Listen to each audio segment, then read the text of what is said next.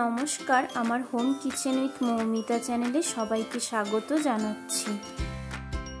সবচেয়ে সহজে ও কম মশলা দিয়ে অনুষ্ঠান বাড়ির মতন এঁচোড় চিংড়ি কিভাবে বানাবেন চলুন দেখে নিন।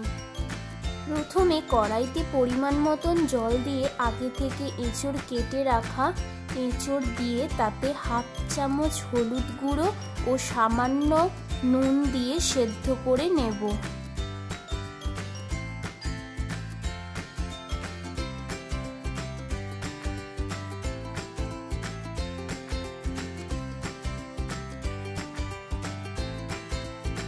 এঁচোড় সেদ্ধ হয়ে এসছে, এবার জল ছেঁকে নেব। এবার কড়াইতে 3 চামচ সর্ষের তেল দিয়ে চিংড়ি মাছ আগে থেকে নুন হলুদ মাখিয়ে রেখে দিয়েছিলাম, এবার ভেজে নেব। এখানে আমি ছোট চিংড়ি নিয়েছি, আপনারা চাইলে একটু বড় চিংড়িও নিয়ে করতে পারেন।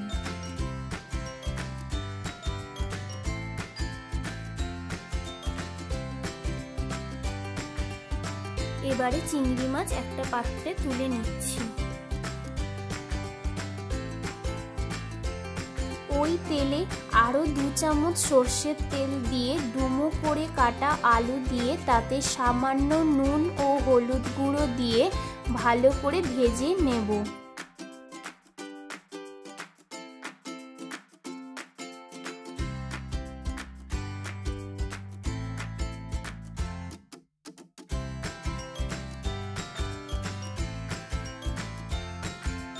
এবার আলুটা কিছুটা ভাজা হয়ে গেলে আগে থেকে সেদ্ধ করে রাখা এঁচোড়ও আলুর সাথে দিয়ে কিছুক্ষণ ভেজে নেব।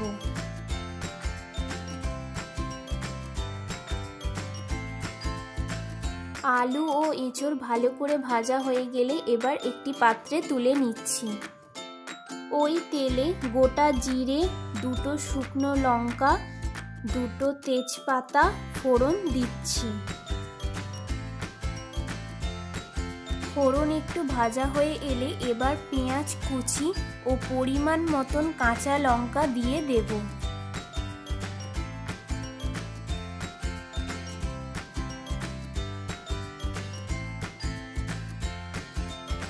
অন্যদিকে গোটা জিরে, গোটা ধনে ও গোলমরিচ একসাথে বেটে নিতে হবে, আর গরম মশলাও বেটে নিতে হবে। পেঁয়াজ হালকা বাদামি হয়ে এলে তাতে আদা রসুন বাটা দিয়ে কষে নেব। এবার টমেটো কুচি দিয়ে সামান্য নুন ও হাফ চামচ হলুদ গুঁড়ো দিয়ে আবারও কিছুটা কষে নিচ্ছি।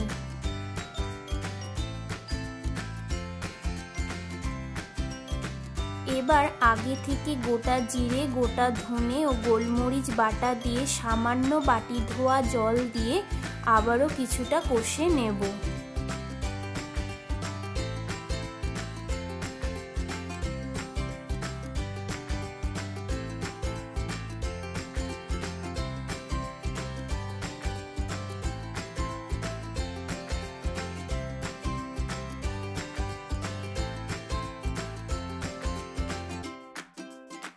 ভালো করে মশলা কষানো হলে তাতে আগে থেকে ভেজে তুলে রাখা আলু ও এঁচোড় দিয়ে ভালো করে কষে নিতে হবে।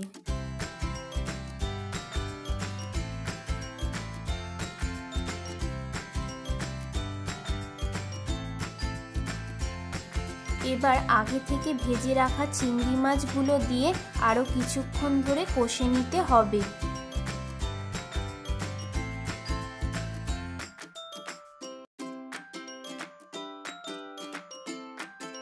এবার পরিমাণ মতন জল দিয়ে পরিমাণ মতন নুন দিয়ে সেদ্ধ করে নেব। এখানে আগে থেকে নুন দেওয়া ছিল, নুনের স্বাদ বুঝেই নুন দেবেন। আমার একটু কম হয়েছিল তাই আমি আবারও দিলাম। আপনাদের যদি নুনের পরিমাণটা ঠিকঠাক থাকে আপনাদের আর দিতে হবে না।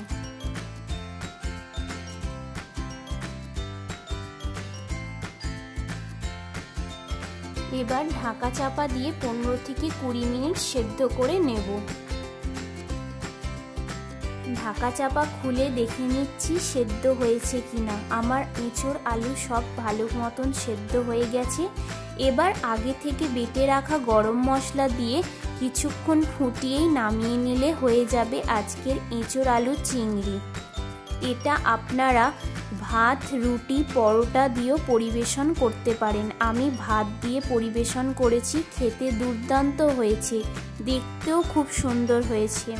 আপনারা এভাবে একবার এঁচোড় আলু চিংড়ি বানিয়ে দেখুন, আমাকে কমেন্ট করে জানান কেমন লেগেছে।